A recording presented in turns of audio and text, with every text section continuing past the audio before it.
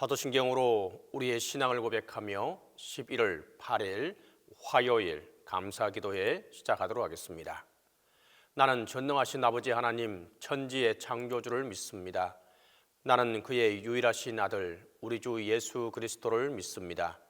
그는 성령으로 잉태되어 동정녀 마리아에게서 나시고 본디오 빌라도에게 고난을 받아 십자가에 못 박혀 죽으시고 장사된 지 사흘 만에 죽은 자 가운데서 다시 살아나셨으며 하늘에 오르시어 전능하신 아버지 하나님 우편에 앉아 계시다가 거기로부터 살아있는 자와 죽은 자를 심판하러 오십니다. 나는 성령을 믿으며 거룩한 공교회와 성도의 교제와 죄를 용서받는 것과 몸의 부활과 영생을 믿습니다.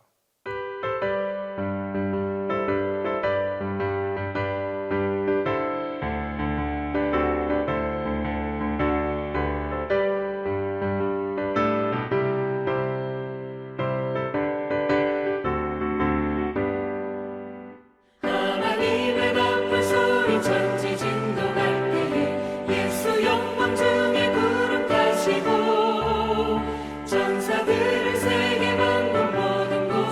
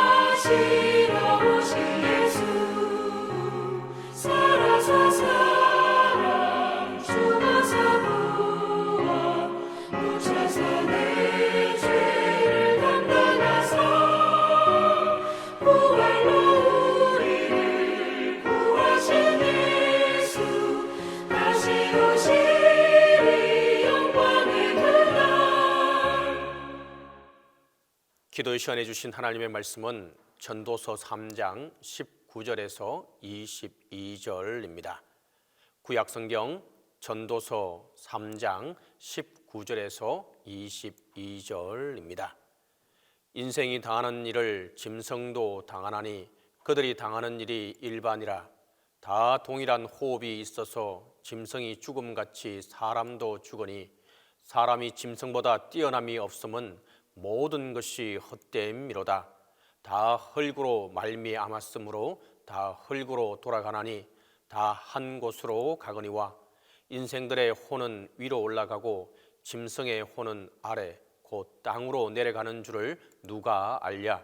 그러므로 나는 사람이 자기 일에 즐거워하는 것보다 더 나은 것이 없음을 보았나니 이는 그것이 그의 몫이기 때문이라. 그의 뒤에 일어날 일이 무엇인지를 보게 하려고 그를 도로 데리고 올 자가 누구이랴. 오늘은 11월 두 번째 주간 화요일입니다. 오늘은 전도서 3장 19절에서 22절에 근거해서 그 결국을 깨달았나이다 라는 제목으로 하나님의 은혜를 나누고자 합니다. 11월 달 이제 이쯤 되면 세상에 이제 여러 가지 것들이 삼라만상이 다 결실이 끝나고 그 종국을 고하는 모습들을 이제 보게 됩니다. 우리는 사계절이 분명한 나라에 살고 있어서 이제 이 늦가을의 정취를 느끼게 되는 것이죠. 오늘 성경은 바로 인생도 그 봄, 여름, 가을, 겨울이 있어서 그 인생의 그런 여러 가지 얘기를 하면서 인생의 마지막 그 겨울에 대하여서 이야기하려고 합니다. 사람들은 봄만 생각하고 여름만 생각하고 결실만 생각합니다. 결실을 한다라고 하는 의미는 이미 이제 새로운 자손을 보겠다라는 뜻이 거기에 들어있는 것이죠. 그렇기 때문에 이럴때 이제 나로서는 내 세대로서는 할 일을 다 하였고 이제 다음 세대가 이어가기를 바라는 부분이 있기 때문에 식물이 그런 것을 보여주는 것이죠. 전도서는 바로 그런 부분에 있어서 이 전도라고 하는 말은 그러니까 이 도라고 하는 이 언어가 우리에게 쓰여졌을 때 우리말로 성경 안에 번역되었을 때의 도는 우리가 생각하는 오늘날의 개념하고는 조금은 다른 것이죠. 그러니까 무엇이냐 하면은 이 전도한다는 게 도를 전한다라고 그냥 문자적으로 해석할 것이 아니라 도라고 하는 것을 깨달았다라고 하는 것은 도를 안다라고 하는 것은 인생을 안다라는 의미이고 더불어서 인생을 안다라고 하는 것은 세상의 사람의 모든 것을 안다라고 하는 그 의미가 이 안에 새겨져 있는 것입니다. 오늘 이 전도서는 그런 부분에 있어서 전도서는 바로 이 11월에 그 어느 때보다도 은혜를 얻을 수 있는 좋은 성경이라고 하겠습니다. 오늘 본문 19절은 말합니다. 인생이 당하는 일 짐승도 당하나니 그들이 당하는 일이 일반이라 이렇게 말씀합니다.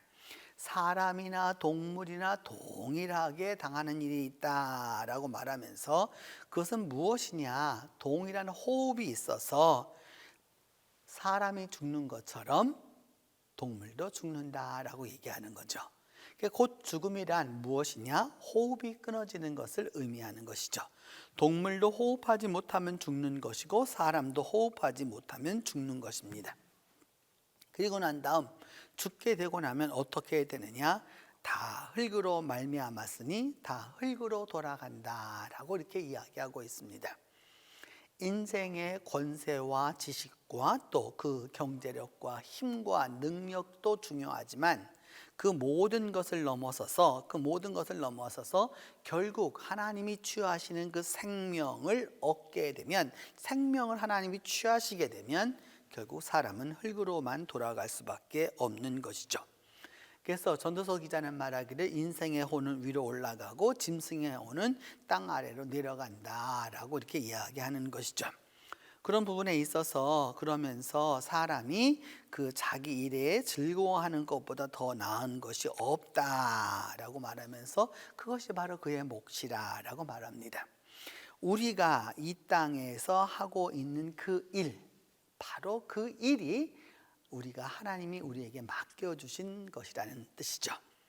독일 말로는 직업을 베루풍이라고 하고 영어로는 calling이라고 말하는데 다 기독교적 어휘입니다. 하나님이 부르셨다라고 하는 의미인 거죠. 그 일을 왜 하게 되었느냐? 어쩌다 보니까 하게 되었다. 내가 어쩌다 보니까 그렇게 되었다는 것이 아니라 하나님이 그 일로 불러서 내가 그 일을 감당하게 되었다라고 이야기하는 것입니다. 여러분 이제 1년에 거의 이제 다 4분의 3년이 지나가고 이제 우리가 그 인생 그 1년의 마지막 부분을 향해서 가고 있는 이 시점에서 생각해 보아야 할 것은 무엇일까요?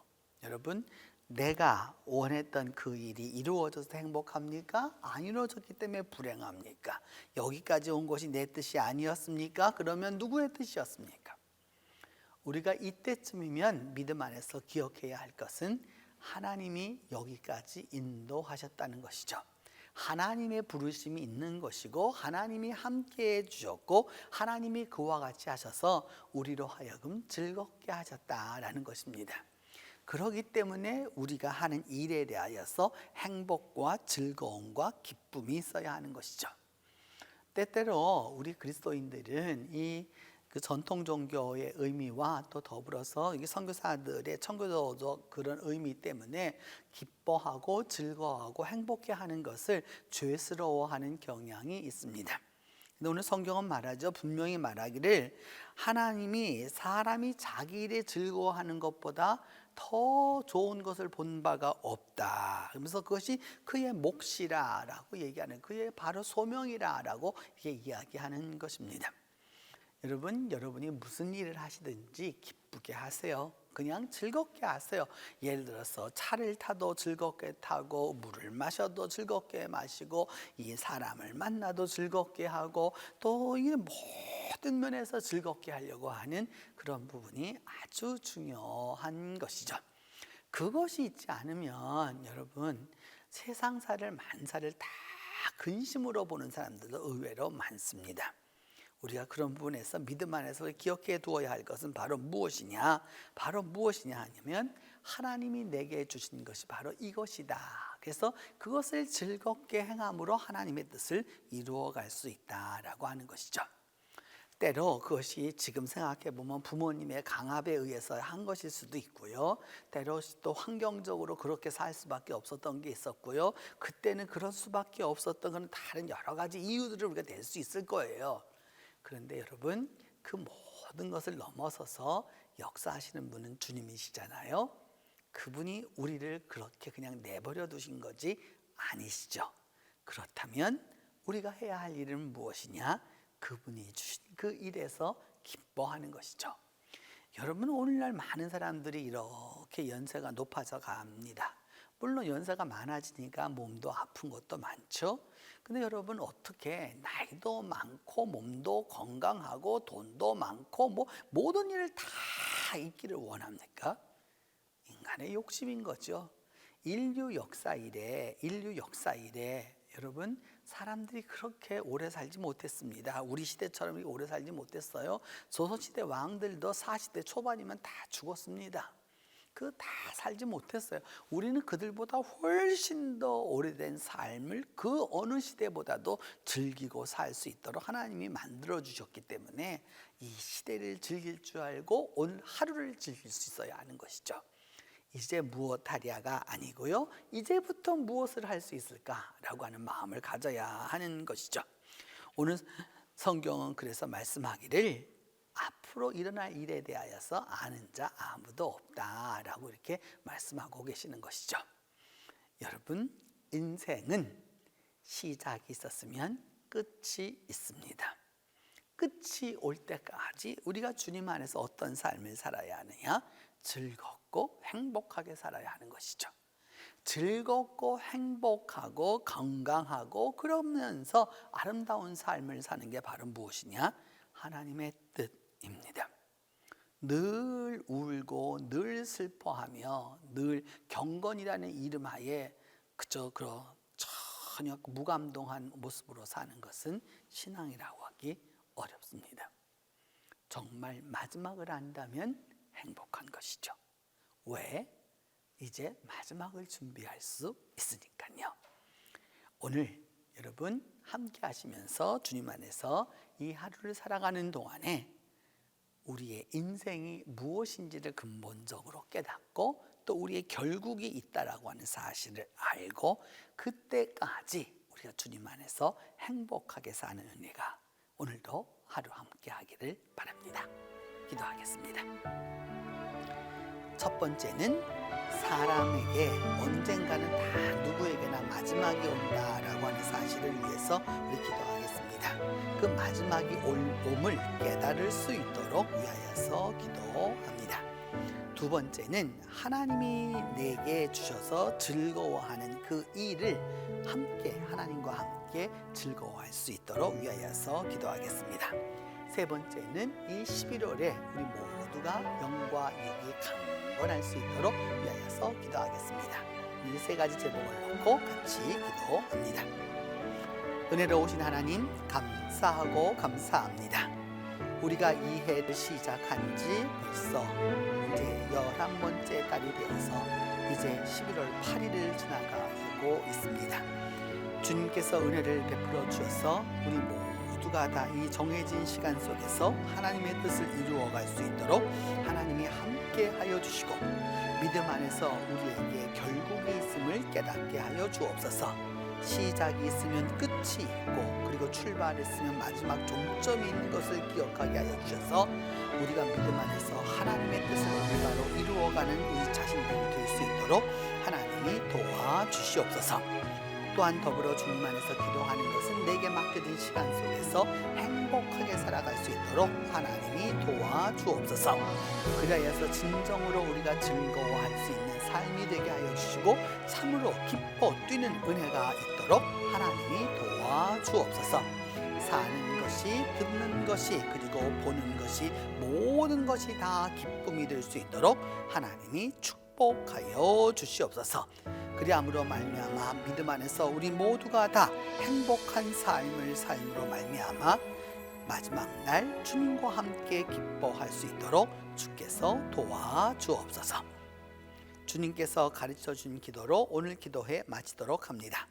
하늘에 계신 우리 아버지, 아버지의 이름을 거룩하게 하시며 아버지의 나라가 오게 하시며 아버지의 뜻이 하늘에서와 같이 땅에서도 이루어지게 하소서. 오늘 우리에게 일용할 양식을 주시고 우리가 우리에게 잘못한 사람을 용서하여 준 것 같이 우리 죄를 용서하여 주시고 우리를 시험에 빠지지 않게 하시고 악에서 구하소서. 나라와 권능과 영광이 영원히 아버지의 것입니다.